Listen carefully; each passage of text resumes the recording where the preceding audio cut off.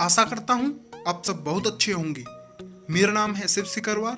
आपका बहुत बहुत स्वागत है MIQ एजुकेशन पर। आज हम डिस्कस करने जा रहे हैं पॉलिटिक्स के इम्पोर्टेंट क्वेश्चंस को, पार्ट 2 को। जो हमने सीरीज पहले स्टार्ट की थी उसी का पार्ट 2 है ये। आते हैं प्रश्न नंबर 12 की तरफ। Which act created for the first time in India government of India? कौन सा अधिनियम पहली बार भारत में आया था गवर्नमेंट ऑफ इंडिया के नाम से? ये कौन सा एक्ट था? कौन सा एक्ट मतलब अधिनियम, कौन सा अधिनियम पहली बार भारत में आया था गवर्नमेंट ऑफ इंडिया के नाम से? ये था charter act of 1833, charter act 1833। कौन सा? Charter act 1833। आते हैं प्रश्न नंबर 13 की तरफ। Which act created for the first time the supreme court? कौन सा अधिनियम पहली बार आया था जिसमें सुप्रीम कोर्ट को बनाने की बात की गई थी?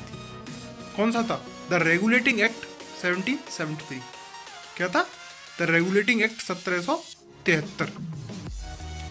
First law commission was appointed in India for codification of laws under the chairmanship of.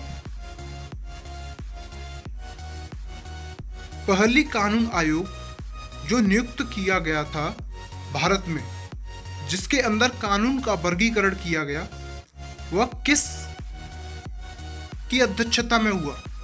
ये किसकी अध्यक्षता में हुआ था बताइए? ये था लॉर्ड मैक्यूले। किसकी अध्यक्षता में हुआ था?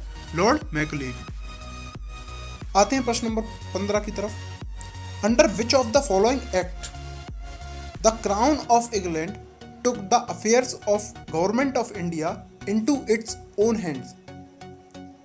किस अधिनियम के अनुसार इंग्लैंड के ताज ने गवर्नमेंट ऑफ इंडिया को अपने हाथों में लिया? किस अधिनियम के अनुसार गवर्नमेंट ऑफ इंडिया को इंग्लैंड के हाथों सौंपा गया? वो था government of India act 1858, government of India act 1858। आते हैं प्रश्न नंबर 16 की तरफ। Which act for the first time give an opportunity for Indians to enter into sphere of legislature? किस अधिनियम के अनुसार भारतीयों को पहली बार विधानसभा में जाने की अनुमति मिली? किस अधिनियम के अनुसार मिली थी भारतीयों को पहली बार लेजिस्लेचर में जाने की अनुमति?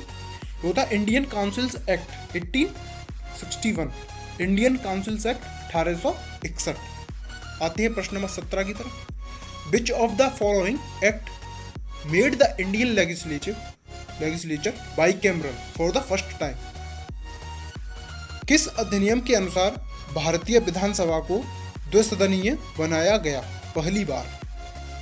ये था government of India act 1919।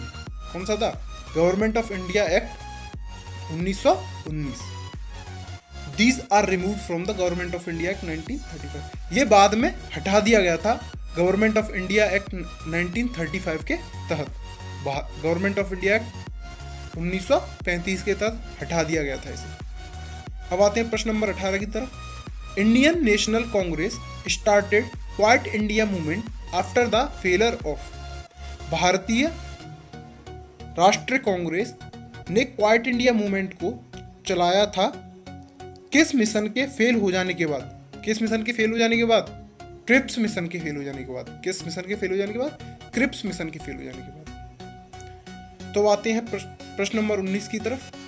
Gandhi ji give a call to all Indians do or die which is popularly known as. Gandhi ji ने करो या मरो का नारा दिया सभी भारतीयों को, जिसे किस तरह जाना जाता है? किस तरह जाना जाता है? गांधी जी ने डू और डाई का नारा दिया भारतीयों को, उसे किस तरह जाना जाता है? उसे जाना जाता है क्विट इंडिया मूवमेंट की तरह। किस तरह? Quit India movement. आते हैं प्रश्न नंबर 20 की तरफ। The constitution assembly of India held it's first meeting on. Bharat के भारत के संविधान सभा की पहली मीटिंग कब हुई? तो ये कब हुई थी? 9 दिसंबर 1946 को, 9 दिसंबर 1946। और इसके पहले प्रेसिडेंट कौन थे, पहले अध्यक्ष कौन थे इसके? तो वो थे डॉक्टर सच्चिदानंद सिन्हा, डॉक्टर सच्चिदानंद सिन्हा। और ये किस ट्रेडिशंस को लेकर की गई थी? फ्रेंच ट्रेडिशंस को फॉलो करके की गई थी। किस तरह? फ्रेंच ट्रेडिशंस को। विच वन ऑफ, अब आते हैं प्रश्न नंबर 21 की तरफ। Which one of the following acted as the provisional president of the constituent assembly? इनमें से कौन सा अनंतिम अध्यक्ष हुआ संविधान सभा का? कौन से हुए थे? डॉक्टर सच्चिदानंद सिन्हा, यही हुए थे। कौन हुए थे? डॉक्टर सच्चिदानंद सिन्हा। अब आते हैं प्रश्न नंबर 22 की तरफ। Partition of British India into two independent nations, India and Pakistan, was done according to British साम्राज्य का विभाजन दो स्वतंत्र राष्ट्रों में, भारत और पाकिस्तान, इनमें से किसके अनुसार हुआ? किसके अनुसार हुआ था? Mountbatten plan. किसके अनुसार? माउंटबेटन प्लान के अनुसार। माउंटबेटन प्लान के अनुसार ही भारत और पाकिस्तान दो इंडिपेंडेंट कंट्री बनी थी। किससे? ब्रिटिश इंडिया से। तो आते हैं प्रश्न नंबर 23 की तरफ, जो हमारे इस वीडियो का आखिरी प्रश्न होगा। The federal features of the Indian government was introduced by the, किस अधिनियम के अनुसार भारतीय सरकार की संघीय सुविधाएं लाई गईं? किस अधिनियम के अनुसार लाई गई थी भारतीय सरकार की संघीय सुविधाएं?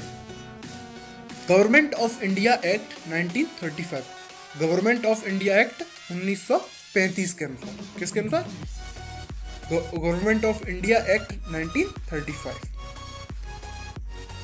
ये थी हमारी वीडियो आज की।